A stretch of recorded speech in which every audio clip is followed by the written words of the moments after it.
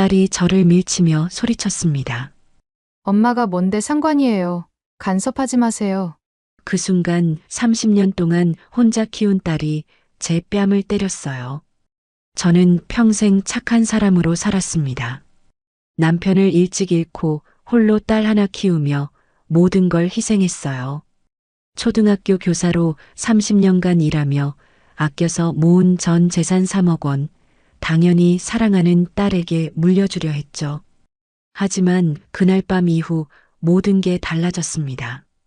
저는 충격적인 결정을 내렸어요. 과연 무엇이었을까요? 딸이 전화로 울부짖었습니다. 엄마, 정말 그러실 거예요? 사위는 집 앞에서 일주일째 기다리며 무릎 꿇고 사과했어요. 심지어 딸이 임신까지 했다고 하더군요. 그런데 제가 우연히 들은 딸의 진짜 속마음은 정말 충격적이었습니다. 돈 때문에 찾아온 가족들의 추악한 민낯, 3억 원을 둘러싼 치열한 심리전, 그리고 예상 못한 반전 결말까지. 대체 제가 어떤 선택을 했길래 딸 부부가 이렇게 발악했을까요? 그리고 딸이 진짜로 한 말은 무엇이었을까요? 그날로 돌아가서 이야기해 보겠습니다. 이야기를 시작하기 전 영상 아래에 구독과 좋아요 눌러주세요. 여러분의 작은 응원이 저에게 큰 힘이 됩니다. 저는 올해 58살 초등학교 교사로 30여 년을 근무해온 평범한 여자입니다. 남편을 일찍 잃고 홀로 딸 하나를 키워왔죠. 지금 생각해보면 제 인생에서 가장 행복했던 순간들은 모두 딸과 함께였어요. 딸이 처음 엄마라고 불렀던 그 순간부터 유치원 발표회에서 제게 손을 흔들던 그 작은 손길까지 모든 것이 소중한 추억이었습니다. 남편이 교통사고로 세상을 떠난 건 딸이 6살 때였어요. 하늘이 무너지는 것 같았지만 딸을 보는 순간 울고 있을 시간이 없었죠. 엄마, 아빠 언제 와? 하고 묻는 딸에게 아빠는 하늘에서 우리를 지켜보신단다라고 말하며 눈물을 삼켰던 그날이 아직도 생생해요. 그때부터 저는 엄마이면서 동시에 아빠가 되어야 했습니다. 새벽 5시에 일어나 딸의 도시락을 싸고 학교에서 돌아와서는 딸의 숙제를 봐주고 밤늦게까지 과외비를 벌기 위해 학원에서 수업을 했어요. 주말에는 딸과 함께 놀아주려 노력했고 방학 되면 여행도 다녔습니다. 비록 멀리 갈 수는 없었지만 근교라도 다니며 딸에게 좋은 추억을 만들어주고 싶었거든요. 딸은 정말 착한 아이였어요. 어릴 때부터 남다른 효심을 보였죠. 제가 감기에 걸려 누워있으면 물수건을 이마에 올려주고 생일이면 용돈을 모아 작은 선물을 사다 주곤 했습니다.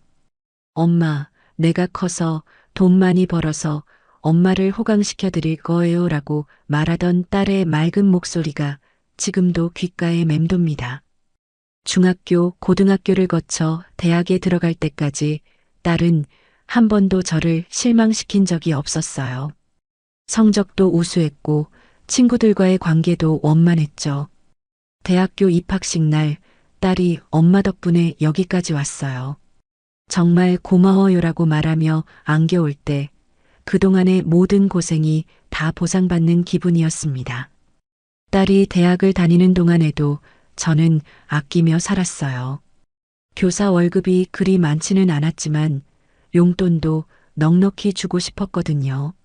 제가 입던 옷은 10년도 넘은 것들이었지만 딸에게는 항상 예쁜 옷을 사주려 했습니다. 맛있는 것도 딸이 좋아하는 것 위주로 해주고 저는 늘 반찬 투정 없이 먹었죠. 그렇게 절약하고 또 절약해서 모은 돈이 조금씩 쌓였어요. 교사라는 직업이 안정적이었기에 가능한 일이었습니다. 매달 일정 금액을 적금에 넣고 여유가 생기면 펀드에도 투자했어요. 부동산에도 조금씩 관심을 가지며 작은 원룸 하나를 매입하기도 했죠. 모든 게 딸을 위한 일이었습니다. 언젠가 딸이 결혼할 때 어려움 없이 살 수 있도록 해주고 싶었거든요. 딸이 대학 4학년이 되어 취업 준비를 할 때도 저는 최선을 다해 도왔어요. 자기소개서 첨삭부터 면접 연습까지 제가 할 수 있는 모든 걸 해줬습니다. 엄마, 면접 떨어지면 어떡하죠? 라고 불안해하는 딸에게 괜찮다. 우리 딸은 어디든 합격할 거야 라고 격려해주며 든든한 버팀목이 되어주려 했어요. 다행히 딸은 괜찮은 회사에 취업했고 사회생활을 시작했습니다. 첫 월급을 받던 날 딸이 작은 선물을 사들고 와서 엄마 그동안 정말 고생 많으셨어요. 이제 제가 엄마를 돌봐드릴게요라고 말했을 때 눈물이 핑 돌았어요. 아, 내 인생이 헛되지 않았구나 싶었죠. 이때만 해도 저는 딸이 평생 제 곁에서 함께 살 거라고 생각했습니다. 결혼을 해도 멀지 않은 곳에서 자주 만나고 손주들과 함께 행복한 노년을 보낼 수 있을 거라고 막연히 꿈꿨어요.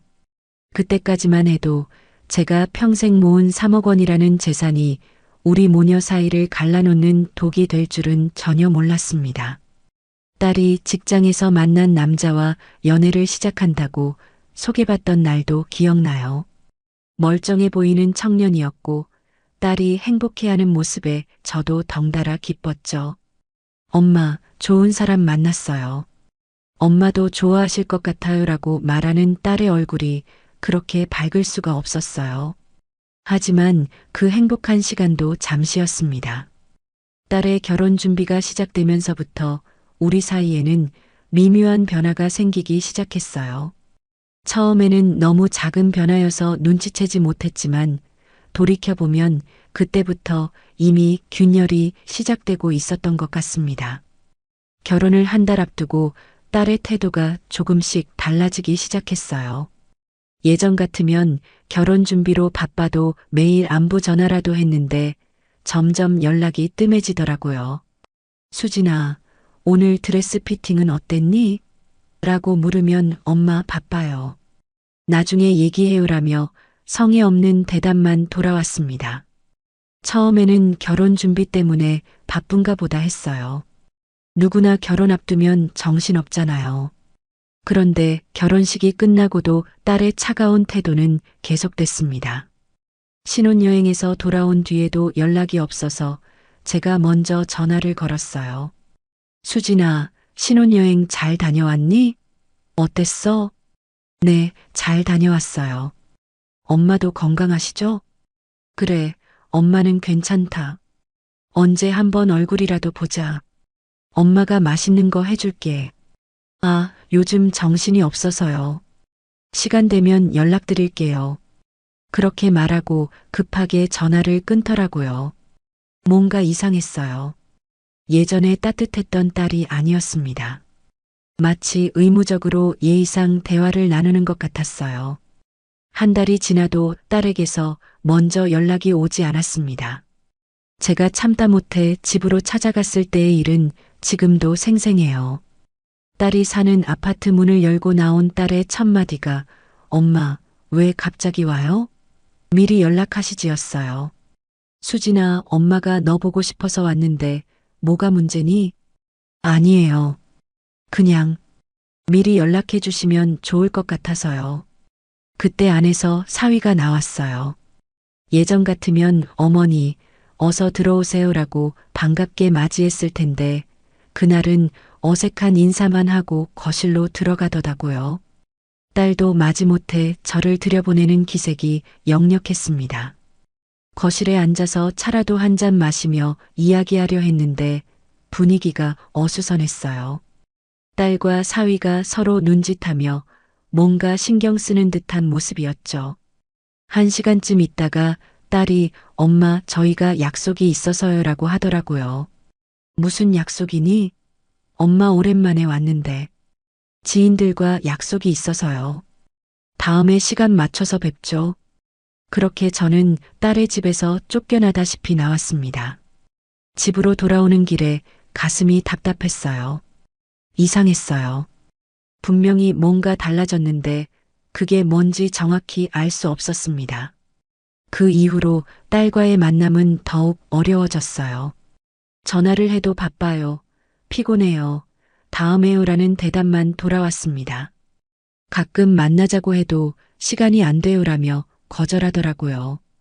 예전 같으면 시간을 만들어서라도 만나려고 했을 텐데 말이에요. 어느 날은 딸이 다니는 회사 근처에서 우연히 마주쳤어요. 점심시간이었는데 딸이 동료들과 함께 식당으로 들어가는 모습을 봤습니다. 반가워서 수진아 하고 불렀는데 딸이 저를 보는 표정이 당황스러워 보였어요. 엄마, 여기 왜 와요? 은행 볼 일이 있어서 왔다가 우연히 마주쳤네. 점심 같이 먹을까? 아니요. 동료들과 약속이 있어서요. 엄마는 식사하세요. 그러고는 동료들에게 먼저 가세요라고 말하고 저와 조금 떨어진 곳으로 왔어요. 엄마, 앞으로는 회사 근처에 오시지 마세요. 동료들 앞에서 좀 그래요. 뭐가 그러니? 엄마가 딸 만나는 게 뭐가 창피한 일이라고? 그런 게 아니라 그냥 미리 연락하고 만나요. 갑자기 나타나시면 곤란해요. 그날 딸의 차가운 말투를 듣고 집에 와서 한참을 울었어요. 내가 딸에게 창피한 존재가 된 건가? 그런 생각이 들더라고요. 시간이 지날수록 딸은 저를 점점 멀리했습니다. 명절에도 바빠서 못 가요라고 하고 제 생일에도 축하해요라는 문자 한 통만 보내더라고요. 예전 같으면 작은 선물이라도 사들고 와서 함께 시간을 보냈을 텐데 말이에요. 어느 날 용기를 내어 딸에게 직접 물어봤어요. 수진아, 엄마가 뭘 잘못했니? 요즘 너 너무 달라진 것 같은데. 뭐가 달라졌다는 거예요? 그냥 결혼해서 바쁜 거예요. 그런 게 아니라 예전 같지 않다는 말이야. 엄마, 이제 저도 결혼했으니까 예전처럼은 안 되죠. 이해해 주세요. 이해해 달라고요. 30년을 키운 딸이 결혼했다고 해서 엄마를 이렇게 멀리하는 게 당연한 일인가요? 다른 집 딸들도 다 이런가 싶어서 주변 사람들에게 넌지시 물어보기도 했어요. 우리 집 며느리는 오히려 더 잘해줘요. 일주일에 한 번은 꼭 안부 전화하고 가끔 반찬도 갖다 줘요. 딸이 결혼해도 엄마는 엄마죠. 더 챙겨줘야 하는 거 아니에요? 다른 사람들 얘기를 들으니 더 서럽더라고요. 왜 우리 딸만 이럴까 싶어서 마음이 아팠습니다. 그런 와중에 사위와 몇 번 마주칠 기회가 있었는데 처음에는 괜찮았던 사위도 점점 저에게 차가워지는 게 느껴졌어요. 인사는 하지만 예전처럼 반갑지 않고 어색한 분위기였죠. 뭔가 딸과 사위 사이에서 제가 화제거리가 되고 있다는 느낌이 들었습니다. 정말 결정적인 순간은 추석 때였어요. 딸이 시댁에 가야 해서 못 가요라고 하는 거예요. 그건 이해할 수 있었어요. 하지만 추석 다음 날도 그 다음 주말도 피곤해서요. 약속이 있어서요라며 만나려 하지 않더라고요. 그때 깨달았어요. 딸이 의도적으로 저를 피하고 있다는 걸. 이제 저는 딸에게 불편한 존재가 되어버린 거구나 하는 생각이 들었습니다. 그 생각을 하니 가슴이 무너지는 것 같았어요. 30년을 키운 딸이 이렇게 달라질 줄은 정말 몰랐습니다. 혹시 제가 뭔가 잘못한 건 아닐까 싶어서 자책도 많이 했어요. 너무 오냐오냐 키웠나? 아니면 간섭을 너무 많이 했나? 그런데 생각해봐도 딸을 위해서 한 일뿐인데 뭐가 잘못된 건지 모르겠더라고요. 그렇게 시간은 흘러가고 딸과 저 사이의 거리는 점점 멀어져만 갔습니다. 하지만 그때만 해도 시간이 지나면 다시 괜찮아질 거라고 생각했어요. 설마 제가 딸에게 그런 끔찍한 말을 들을 줄은 꿈에도 몰랐습니다. 딸이 결혼한 지 1년이 지나던 어느 날이었어요. 사위가 회사에서 승진했다는 소식을 들었습니다. 다른 사람을 통해서 말이에요. 딸에게서 직접 연락이 온 게 아니라 동네 아는 분이 사위 승진했다며? 라고 물어보셔서 알게 된 거였어요. 그때 마음이 정말 아팠어요. 이런 좋은 소식도 엄마에게는 알려주지 않는구나 싶어서요. 하지만 그래도 축하해주고 싶었습니다. 딸이 행복하면 저도 기뻤으니까요. 승진 기념으로 뭔가 해주고 싶어서 딸이 좋아하는 음식을 만들기로 했어요. 갈비찜, 잡채, 나물 반찬까지 정성껏 준비했습니다. 새벽부터 시장에 가서 좋은 재료를 골라서 하루 종일 요리했어요. 딸이 어릴 때 좋아하던 음식들로만 골라서 말이에요. 음식을 다 준비하고 큰 보온통에 담아서 딸의 집으로 향했습니다. 미리 연락하지 않고 간 게 잘못이었을까요? 하지만 좋은 마음으로, 축하하는 마음으로 간 거였는데 말이에요. 딸의 아파트 현관문을 두드리며 수진아, 엄마야. 승진 축하한다고 음식 해왔다라고 말했어요. 문이 열리고 나온 딸의 얼굴이 굳어 있었어요. 엄마, 왜 또 연락 없이 와요? 승진 축하하려고 왔지. 좋아하는 갈비찜도 해왔고. 지금 좀 바빠요. 다음에 와요. 뭐가 바쁘다고 그래? 잠깐만 들어가서 음식이라도 냉장고에 넣어놓고 갈게. 그때 안에서 사위가 나왔어요. 저를 보더니 인상을 찌푸리더라고요. 어머니, 미리 연락하고 오시지 그러세요. 우리도 스케줄이 있거든요. 승진 축하하려고 음식 좀 해왔는데 잠깐만 들어가도 안 될까요? 딸이 저를 가로막으며 말했어요. 엄마, 정말 지금 안 돼요. 음식은 고마운데 다음에 와요. 수진아, 엄마가 새벽부터 준비한 건데. 그때였어요. 딸이 갑자기 목소리를 높였습니다. 엄마, 왜 이렇게 간섭이 심해요? 이제 저도 결혼했는데 자꾸 이러시면 곤란해요. 순간 주변이 조용해졌어요. 딸의 큰 소리에 옆집에서도 문을 열어보더라고요. 저는 당황해서 말했어요. 수진아, 목소리 좀 낮춰. 이웃들이 다 들어. 들으면 어때요? 엄마가 자꾸 이러니까 그렇지. 사위가 딸을 말렸어요. 자기야, 그만해. 어머니께. 하지만 딸은 멈추지 않았어요. 오빠도 이제 지쳤어요. 엄마가 자꾸 연락 없이 와서 우리 생활을 방해하고 우리도 우리 생활이 있다고요. 그 말을 듣는 순간 머리가 하얘졌어요. 방해라고요? 제가 딸에게 방해가 되는 존재였나요? 수진아, 엄마가 언제 너희 생활을 방해했니? 그냥 가끔 보고 싶어서. 가끔이 아니라 너무 자주 해요. 친구들도 엄마가 너무 집착한다고 해요. 집착이라는 말에 가슴이 찢어지는 것 같았어요. 30년을 키운 딸을 사랑하는 게 집착이라고요? 수진아, 그런 말하는 거 아니야. 엄마가 너를 얼마나. 엄마는 저희한테 필요 없는 존재예요. 이제 그만 간섭하세요. 그 순간 온 세상이 무너지는 것 같았어요. 필요 없는 존재라고요? 제가 딸에게 필요 없는 존재라고요? 저도 모르게 소리쳤어요. 뭐라고? 너를 30년을 키워서 이런 말을 듣는구나? 키워달라고 한 적 없어요.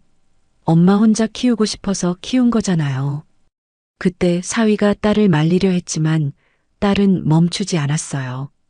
오히려 더 격하게 소리쳤습니다. 엄마 주제에 간섭하지 마세요. 우리 집에 함부로 오지도 마시고. 엄마 주제에? 제가 딸에게 주제 운운하는 소리를 들을 줄이야. 그때 분노가 치밀어 올랐어요. 너 지금 뭐라고 했니? 들리는 그대로예요. 이제 좀 우리를 내버려 두세요.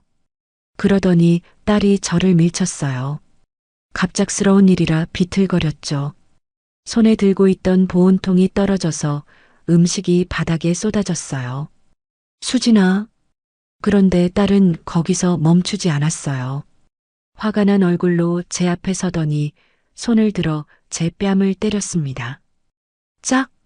그 짧은 순간이 정말 길게 느껴졌어요. 30년을 키운 딸이 엄마의 뺨을 때리다니. 뺨이 따갑다기보다는 마음이 너무 아팠어요. 사위가 놀라서 딸을 말렸어요. 자기야, 뭐 하는 거야? 어머니께 어떡해.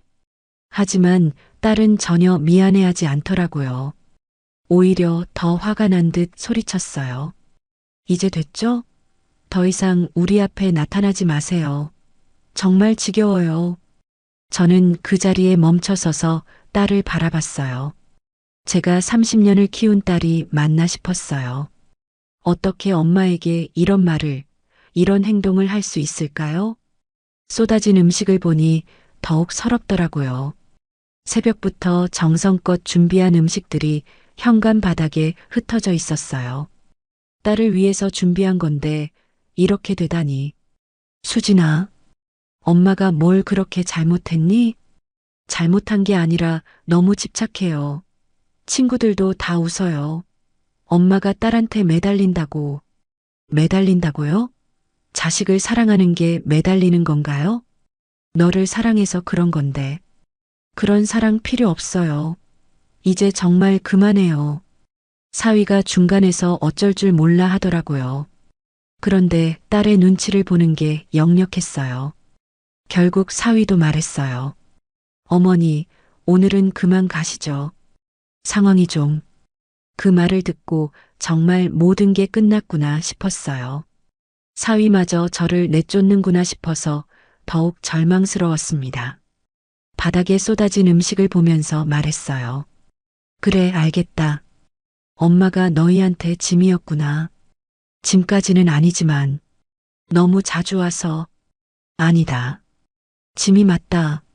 엄마도 이제 알겠다. 그러고는 보온통만 주워서 나왔어요. 엘리베이터를 기다리는 동안 딸의 집에서 계속 소리가 들렸어요. 딸과 사위가 싸우는 소리였죠. 당신 왜 그렇게 했어요? 나도 모르겠어요. 그냥 화가 났어요. 어머니가 얼마나 상처받으셨겠어요. 알아요. 그런데 정말 답답했어요. 엘리베이터가 와서 탔는데 다리에 힘이 없어서 주저앉을 뻔했어요. 거울에 비친 제 모습을 보니 뺨이 빨갛게 부어 있더라고요. 딸이 때린 자리였어요. 집에 와서 거울을 보니 눈물이 왈칵 쏟아졌어요. 이 자국이 사라지면 모든 게 꿈이었으면 좋겠다는 생각이 들었어요. 하지만 현실이었어요. 제가 30년을 키운 딸에게 뺨을 맞은 게 현실이었습니다. 그날 밤 잠을 이룰 수 없었어요. 딸의 말이 계속 머릿속에 맴돌았어요. 필요 없는 존재, 엄마 주제에 집착한다, 매달린다. 그런 말들이 칼처럼 가슴을 찔렀어요. 정말 제가 잘못한 걸까요? 딸을 너무 사랑한 게 잘못인가요? 아니면 정말로 집착했던 걸까요? 온갖 생각이 들어서 잠을 이룰 수 없었습니다. 그때만 해도 딸이 사과할 거라고 생각했어요. 아무리 화가 났어도 엄마를 때린 건 잘못이니까 며칠 지나면 미안하다고 연락이 올 거라고 생각했죠. 하지만 일주일이 지나도 한 달이 지나도 딸에게서는 아무런 연락이 오지 않았어요. 마치 그날 일이 없었던 것처럼 말이에요. 그때 깨달았습니다. 딸이 저에게 한 말과 행동이 진심이었다는 걸. 그리고 이제 정말로 우리 사이는 돌이킬 수 없을 만큼 멀어졌다는 것을요. 그 일이 있고 나서 석 달 정도가 지났을까요? 어느 날 갑자기 수진이에게서 전화가 왔어요. 너무 오랜만이라 놀랐죠. 엄마, 안녕하세요. 요즘 어떻게 지내세요? 목소리가 그때와는 완전히 달랐어요. 부드럽고 다정했죠. 마치 예전에 착했던 수진이로 돌아간 것 같았어요. 그래, 엄마는 잘 지내고 있다. 너는 어떻고? 저도 잘 지내고 있어요. 엄마, 그때 일은 정말 죄송했어요. 드디어 사과하는구나 싶었어요. 하지만 뭔가 어색했어요. 너무 갑작스러웠거든요. 그래, 엄마도 그날은 좀 그랬네. 서로 감정이 격해져서. 엄마가 뭘 잘못하셨어요? 제가 너무 예민했던 것 같아요. 오빠도 엄마께 사과드리고 싶어 해요. 그 말을 듣고 마음이 조금 누그러졌어요. 그래도 내 딸이구나 싶었죠. 그럼 언제 한번 보자. 엄마가 맛있는 거 해줄게. 네, 좋아요. 이번 주말에 저희가 찾아뵐게요. 주말이 되어서 수진이와 사위가 집에 왔어요. 꽃까지 사들고 와서 정중하게 인사했어요. 어머니, 그때는 정말 죄송했습니다. 제가 수진이를 잘못 말렸어요. 사위가 고개를 숙이며 사과하는 모습을 보니 마음이 좀 풀렸어요. 수진이도 엄마 정말 미안해요. 제가 너무했어요 라고 말하며 눈물까지 보이더라고요. 그날은 오랜만에 화기애애한 시간을 보냈어요. 수진이가 예전처럼 제 팔에 기대기도 하고 엄마 음식이 제일 맛있어요 라고 말하기도 했죠. 사위도 어머니 요리 솜씨가 정말 대단하세요 라며 칭찬해 줬어요. 그런데 이상했어요. 자꾸 집 안을 둘러보는 거예요. 특히 거실에 걸린 예금 통장 복사본이나 부동산 관련 서류들을 유심히 보더라고요. 제가 정리정돈을 좋아해서 중요한 서류들은 투명 파일에 넣어 선반에 정리해뒀거든요. 엄마, 요즘 건강은 어떠세요? 혼자 사시니까 걱정돼요. 건강은 괜찮다. 아직 일도 하고 있고, 정년퇴직까지 얼마나 남았어요? 2년 정도 남았지. 그때 사위가 끼어들었어요. 어머니, 퇴직하시면 뭐 하실 계획이세요? 글쎄, 아직 생각 안 해봤는데. 그냥 편히 지내야지. 어머니 혼자 사시기엔 이 집이 너무 크지 않아요? 관리도 힘드실 텐데. 왜 갑자기 집 얘기를 하는지 모르겠더라고요. 그냥 안부차하는 말인가 싶어서 대수롭지 않게 생각했어요. 아직은 괜찮다. 익숙한 곳이라. 수진이가 말했어요. 엄마, 나중에 몸이 불편해지시면 저희 근처로 이사 오세요. 저희가 모실게요. 그 말이 고마웠어요. 그래, 역시 내 딸이야 싶었죠. 하지만 며칠 뒤부터 이상한 일들이 벌어지기 시작했어요. 동네 사람들이 저를 보는 시선이 달라진 거예요. 선생님, 딸 정말 잘 키우셨네요. 3억이나 모으셨다며? 어떻게 그걸? 동네에서 다 얘기하던데요. 교사로 일하면서 그렇게 모으기 쉽지 않을 텐데. 깜짝 놀랐어요. 제 재산 규모가 어떻게 동네에 알려진 걸까요? 저는 아무에게도 말한 적이 없는데 말이에요. 그 다음 주에 또 다른 이웃이 말했어요. 딸이 효녀네요. 어머니 재산 다 물려받을 거라며? 그제야 뭔가 이상하다는 걸 느꼈어요. 누가 제 재산 얘기를 하고 다니는 걸까요? 며칠 뒤 수진이에게서 또 전화가 왔어요. 엄마, 오빠랑 상의한 게 있는데요. 시간 있으실 때 한번 만나요. 무슨 상해? 말로는 설명하기 어려워서요. 직접 뵙고 말씀드릴게요. 그 주말에 만났는데 수진이와 사위의 태도가 또 달라져 있었어요. 너무 친절하고 정중했어요. 마치 저를 모시는 것처럼 말이에요. 어머니, 저희가 생각해 봤는데요. 사위가 조심스럽게 꺼냈어요. 어머니께서 혼자 계시는 게 걱정돼서요. 저희 집 근처에 좋은 아파트가 있는데 거기로 이사 오시면 어떨까요? 이사라니? 갑자기 왜? 어머니 나이도 있으시고 혼자 계시면 위험하잖아요. 저희가 가까이서 모시고 싶어요. 수진이도 거들었어요. 엄마, 오빠 말이 맞아요. 저희가 바로 옆에서 챙겨드릴게요. 그런데 이사비는 어떻게 하고? 어머니 재산으로 하시면 되죠. 어차피 나중에는 다 저희 거잖아요. 그 말을 듣는 순간 머리가 띵했어요. 어차피 다 저희 거라고요? 제가 아직 살아있는데 벌써 제 재산을 자기들 것으로 생각하고 있었던 거예요. 수진아, 그게 무슨 말이니? 아, 그런 뜻이 아니라. 나중에 상속받게 될 테니까요. 사위가 급하게 수습했어요. 어머니, 수진이가 말을 잘못했어요. 지금 당장은 어머니 거죠. 다만 저희가 가까이서 모시고 싶다는 뜻이에요. 그때부터 제 마음에 의심이 들기 시작했어요. 혹시 이 아이들이 제 재산을 노리고 있는 건 아닐까? 그 뒤로 수진이와 사위는 부쩍 자주 연락했어요. 일주일에 두세 번씩 안부 전화를 하고 주말마다 찾아오려 했어요. 예전에 그렇게 피하던 것과는 정반대였죠. 엄마, 몸은 괜찮으세요? 병원 가실 때 저희가 모셔다 드릴게요. 어머니, 집 수리할 곳 있으시면 말씀하세요. 저희가 다 해드릴게요. 너무 갑작스러운 변화였어요. 석 달 전에 저를 밀치고 때렸던 수진이가 맞나 싶을 정도로 말이에요. 어느 날은 수진이가 엄마 좋은 소식이 있어요 라고 하며 찾아왔어요.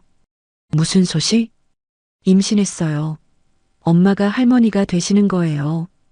그 말을 듣고 기뻤어요. 손주를 보게 되다니. 하지만 동시에 이상한 생각도 들었어요. 왜 하필 지금 임신 소식을 알려주는 걸까?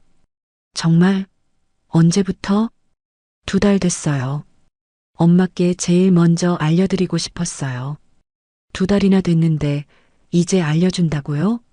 예전 같으면 임신 확인하자마자 달려와서 알려줬을 텐데 말이에요. 그럼 이제 애기용품도 준비해야겠네. 엄마가 도와줄게. 고마워요, 엄마. 그런데 아무래도 돈이 많이 들 것 같아요. 베이비 용품도 비싸고 산후조리원도 비싸잖아요. 아, 그래서 임신 소식을 알려준 거구나 싶었어요. 돈이 필요해서 말이에요. 걱정하지 마라. 엄마가 다 준비해 줄게. 정말요? 엄마, 너무 감사해요. 수진이가 제 손을 꼭 잡으며 말했어요. 하지만 그 손길에서 진심이 느껴지지 않았어요. 뭔가 계산적인 느낌이었죠. 그 다음 주에는 사위가 혼자 찾아왔어요. 어머니, 상의 드릴 일이 있어서요. 무슨 일이니? 아이가 태어나면 육아비가 많이 들잖아요. 그리고 저희도 집을 좀 더 큰 곳으로 옮기고 싶고요. 그래서 혹시 미리 상속을 받을 수 있을까요? 세금도 절약되고 저희도 계획을 세우기 편할 것 같아서요. 미리 상속이라고요? 제가 아직 살아있는데 벌써 상속 얘기를 하다니. 어이가 없었어요. 너희 지금 뭔 소리 하는 거니? 어머니, 어차피 나중에 수진이가 받을 거잖아요. 미리 받으면 세금도 적게 내고. 세금은 무슨 세금이야? 엄마가 언제 죽는다고 그런 소리를 해? 그런 뜻이 아니라 좀 더 계획적으로. 계획적으로? 너희가 지금 엄마 재산을 노리고 있다는 거니? 사위가 당황해서 말을 더듬었어요. 아니에요, 어머니. 그런 게 아니라. 그럼 뭐야?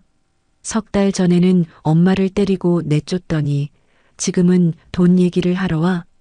그때 사위의 얼굴이 붉어졌어요. 어머니, 그때 일은 수진이가 너무 스트레스를 받아서. 스트레스? 엄마를 때릴 정도로. 죄송합니다. 하지만 이제는 정말 어머니를 모시고 싶어요. 모시고 싶다는 말이 공허하게 들렸어요. 진심이 아니라는 게 너무 뻔했거든요. 그날 밤 혼자 생각해 봤어요.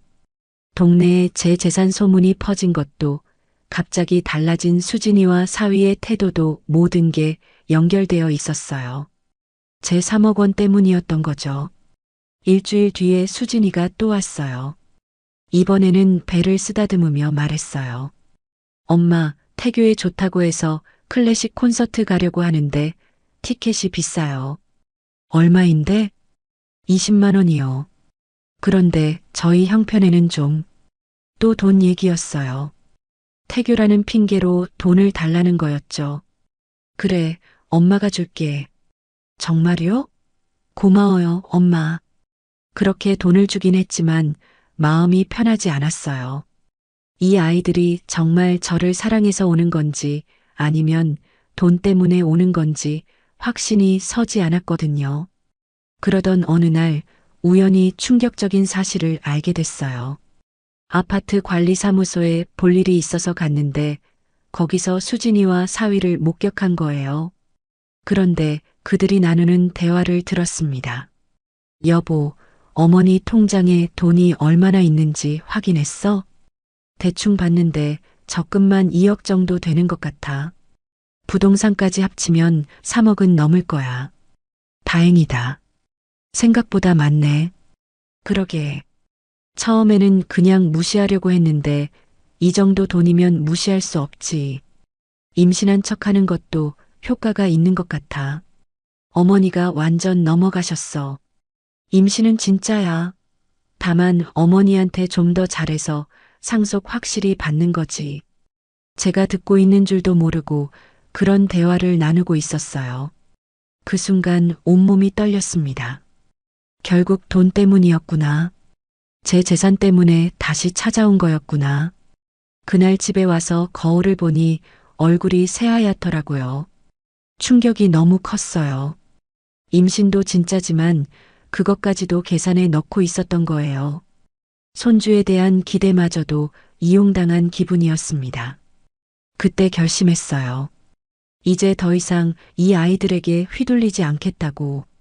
제가 평생 모은 소중한 재산을 이런 식으로 탐내는 사람들에게 줄 수는 없다고 말이에요. 그날 밤 잠을 이루지 못하고 고민했어요. 어떻게 해야 할까? 그냥 모른 척하고 넘어갈까? 아니면 아예 확실하게 정리해버릴까? 다음 날 아침 일찍 변호사 사무실을 찾아갔습니다. 평생 변호사 사무실에 가본 적이 없었는데 그날은 정말 결심이 섰거든요. 선생님, 유언장을 작성하고 싶습니다. 아, 그러세요. 상속 관련해서 특별한 사정이 있으신가요? 제가 겪은 일을 차근차근 설명했어요. 변호사도 놀라더라고요. 그렇다면 딸을 상속에서 배제하고 싶으시다는 말씀이신가요? 네, 그렇습니다. 하지만 딸이 유일한 상속인이시잖아요. 그럼 재산을 어떻게 처분하실 계획이신지요? 그때 문득 떠오른 게 있었어요. 제가 30년간 교사로 일하면서 만났던 아이들 중에 가정 형편이 어려워서 공부를 포기해야 했던 아이들이 많았거든요. 장학재단에 기부하면 안 될까요? 물론 가능합니다. 아주 좋은 선택이라고 생각해요. 그렇게 유언장 작성을 시작했어요.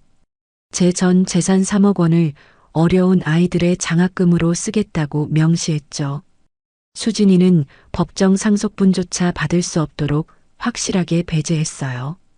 유언장을 작성하고 나니 마음이 후련했어요.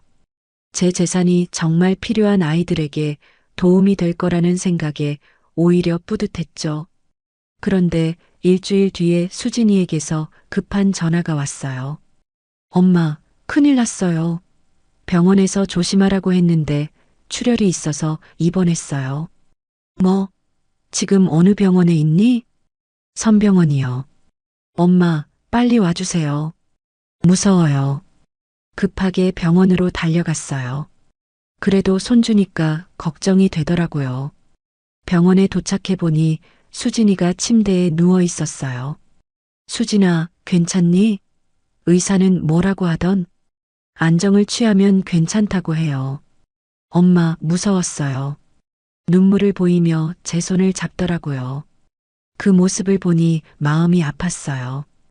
아무리 미워도 제가 낳은 딸인데 말이에요. 괜찮다, 괜찮아. 엄마가 여기 있잖아. 그때 사위가 들어오더니 말했어요. 어머니, 의사가 당분간 안정을 취해야 한다고 하는데 회사를 쉬어야 할 것 같아요. 그래야지. 건강이 우선이야. 그런데 수진이가 회사를 쉬면 월급이 줄어들어서 생활비가 좀 부족할 것 같아요. 또 돈 얘기였어요. 수진이의 위험한 상황도 결국 돈을 요구하는 수단으로 이용하고 있었던 거예요. 얼마나 필요한데? 한 달에 100만 원 정도요. 몇 달만. 100만 원씩 달라고요? 저는 한 달 생활비가 50만 원도 안 드는데 말이에요. 알겠다. 엄마가 도와줄게. 그렇게 말은 했지만 마음 한편으로는 의심이 들었어요. 정말 위험한 상황일까? 아니면 이것마저도 연기일까? 퇴원 후에도 수진이는 계속 돈을 요구했어요. 엄마, 산후조리원 예약금이 필요해요. 엄마, 베이비 용품 미리 사야 해요. 엄마, 영양제 사야 하는데 임산부용은 비싸요. 일주일에 한 번씩은 꼭 돈 달라는 연락이 왔어요. 처음에는 손주를 위해서라고 생각하고 줬는데 점점 요구 금액이 늘어나더라고요. 어느 날은 사위가 어머니, 아예 카드를 하나 만들어 주시면 어떨까요? 그럼 매번 연락드리지 않아도 되고라고 하더라고요. 카드를 만들어 달라고요? 그럼 제가 돈을 얼마나 쓰는지도 모르게 쓸 수 있겠네요. 그건 좀 그렇겠다. 왜요? 어차피 나중에는 다 저희 거인데 미리 쓰는 게 뭐가 문제예요? 또 그 말이었어요. 어차피 다 저희 거라는 말. 제가 아직 살아있다는 걸 잊은 건지 아니면 빨리 죽기를 바라는 건지 모르겠더라고요. 수진아, 너 지금 뭔 말을 하는 거니? 사실이잖아요. 저 말고 다른 상속인도 없고. 그 말을 듣고 정말 화가 났어요. 너 엄마가 언제 죽는다고 그런 소리를 해? 그런 뜻이 아니라 현실적으로 생각해보면 현실적으로 넌 지금 엄마 재산만 바라보고 있구나. 엄마도 져주려고 모은 거 아니에요? 그 말이 맞기는 했어요. 저는 정말 수진이를 위해서 돈을 모았거든요. 하지만 이런 식으로 탐내는 건 아니었어요. 그때 마침 수진이 핸드폰이 울렸어요. 급하게 봤더니 다른 방으로 가서 통화하는데 목소리가 들렸어요. 응, 지금 엄마 집에 있어. 돈 좀 받으려고. 아직 확실하지 않아. 유언장 같은 거 있는지 확인해 봐야겠어. 잠깐만. 수진이가 제가 듣고 있다는 걸 깨달았나 봐요. 급하게 전화를 끊고 나왔어요. 누구랑 통화했니? 아, 친구요. 병원 일로. 거짓말이라는 게 뻔했어요. 유언장 얘기까지 나왔으니까요. 그날 수진이와 사위가 돌아간 후 저는 큰 결심을 했습니다. 다음 날 바로 변호사 사무실로 가서 유언장 작성을 완료했어요. 그리고 장학재단과도 연락해서 기부 절차를 시작했죠. 변호사가 말했어요. 정말 확실하시겠어요? 한번 작성하면 번복하기 어려워요. 네, 확실합니다. 이런 아이들에게 제 재산을 맡길 수는 없어요. 그 다음 주에 수진이에게서 전화가 왔을 때 저는 침착하게 말했어요. 수진아, 엄마가 할 말이 있다. 네, 뭐예요? 엄마 재산 노리지 마라. 엄마가 다 알고 있다. 엄마, 그게 무슨... 삼부 아파트 관리사무소에서 한 얘기 다 들었다. 유언장 있는지 확인해 보겠다고 한 것도 말이야. 전화 너머로 수진이가 당황하는 소리가 들렸어요. 엄마, 오해예요. 그런 뜻이 아니라. 오해가 아니야. 엄마가 직접 들었는걸. 그때부터 수진이와 사위의 진짜 얼굴이 드러나기 시작했어요. 더 이상 연기할 필요가 없다고 생각했나 봐요. 그럼 어쩌실 거예요? 어차피 저 말고는 받을 사람이 없잖아요. 그건 엄마가 정할 일이야. 설마 진짜 다른 데 주실 건 아니죠? 그 말투에서 여전히 제 재산을 당연하게 여기고 있다는 걸 느꼈어요. 이미 정했다. 너는 한 푼도 받을 수 없어. 뭐요? 그게 무슨 말이에요? 유언장 작성했다. 내가 엄마한테 한 행동들, 엄마는 다 기억하고 있어. 전화 너머로 사위와 급하게 얘기하는 소리가 들렸어요. 그러더니 수진이가 울기 시작했어요. 엄마, 정말 그러실 거예요? 저는 엄마의 유일한 딸인데, 유일한 딸이 엄마를 때리고 필요 없는 존재라고 했지? 그때는 제가 잘못했어요. 정말 미안해요. 하지만 이미 늦었어요. 진심으로 미안해하는 것도 아니고 돈 때문에 사과하는 거라는 게 뻔했거든요. 그 이후로 정말 난리가 났어요. 수진이와 사위가 매일같이 찾아와서 문 앞에서 사과했어요. 어머니, 저희가 잘못했습니다. 용서해 주세요. 엄마, 제발 한 번만 용서해 주세요. 저는 정말 엄마가 필요해요. 하지만 저는 문을 열어주지 않았어요. 이미 마음을 정했거든요. 일주일 동안 그렇게 매달리더니 어느 날은 수진이 혼자 와서 무릎을 꿇고 울기 시작했어요. 엄마, 제발요. 저 정말 반성하고 있어요. 아이 때문에라도 용서해 주세요. 창문으로 내려다보니 정말 무릎을 꿇고 있더라고요. 이웃들이 다 구경하고 있었어요. 마음이 아프긴 했지만 그래도 문을 열지 않았어요. 며칠 뒤에는 사위가 와서 큰 소리 쳤어요. 어머니, 수진이가 스트레스 때문에 또 병원에 입원했어요. 그래도 되세요? 병원에 입원했다는 말에 마음이 흔들렸어요. 그래도 손주가 걱정되니까요. 하지만 이것마저도 거짓말일 수 있다는 생각이 들었어요. 병원에 확인 전화를 해봤더니 정말 입원해 있더라고요. 그래서 병원에 갔어요. 수진이를 보니 많이 야윈 것 같았어요. 수진아, 엄마, 와주셨네요. 저 정말 무서웠어요. 의사는 뭐라고 하던? 스트레스 때문에 조산 위험이 있다고 해요. 엄마, 저 정말 잘못했어요. 제발 용서해 주세요. 수진아, 엄마도 마음이 아프다. 하지만, 엄마, 저 진짜 달라질게요.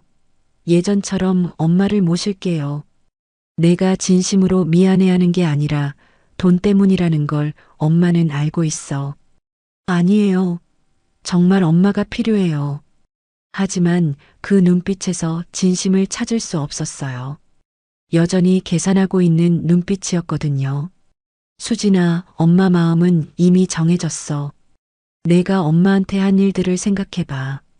엄마, 그럼 정말 한 푼도 안 주실 거예요? 결국 본심이 나오더라고요. 미안하다는 것도 거짓말이고 결국 돈이 걱정이었던 거예요. 그래, 한 푼도 안 줄 거야. 그럼 저는 어떻게 살아요? 아이는 어떻게 키우고요? 내가 알아서 해. 엄마 도움 없이도 잘 살 수 있다고 했잖아. 엄마, 그만해, 수진아. 이제 엄마도 지쳤어. 그 말을 남기고 병원을 나왔어요. 뒤에서 수진이가 우는 소리가 들렸지만 돌아보지 않았어요. 집에 와서 장학재단에 정식으로 기부 의사를 밝혔어요.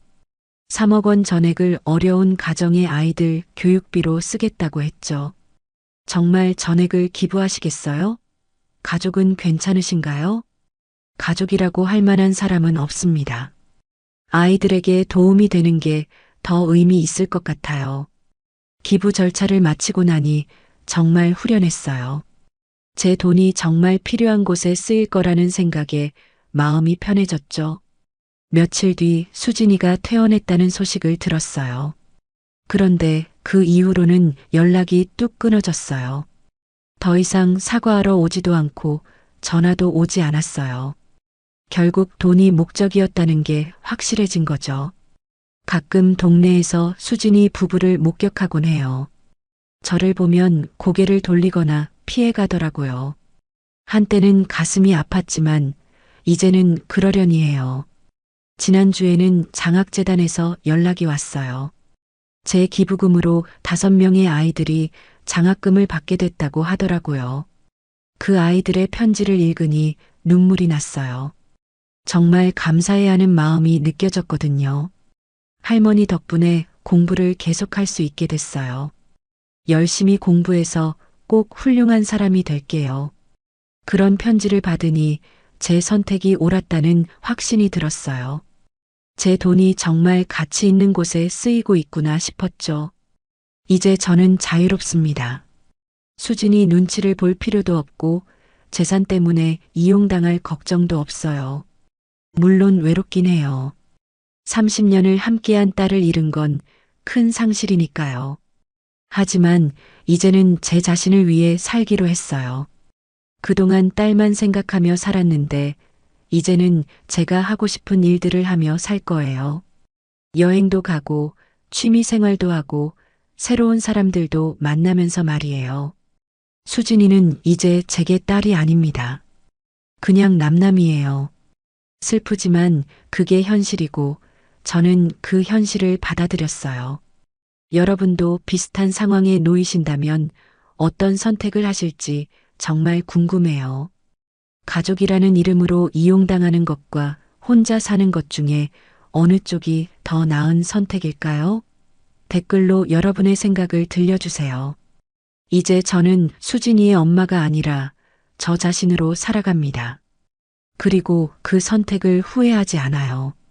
여러분, 오늘 이야기 어떠셨나요? 앞으로도 진짜 인생 이야기, 진한 감동의 순간들을 전해드릴 환갑 오디오가 함께하겠습니다. 영상이 마음에 드셨다면 구독과 좋아요 버튼을 꼭 눌러주세요. 알림 설정까지 해두시면 더 많은 삶의 이야기와 지혜를 가장 먼저 받아보실 수 있습니다. 따뜻한 마음으로 10년은 더 젊게, 20년은 더 행복하게 사는 그날까지 환갑 오디오였습니다. 감사합니다.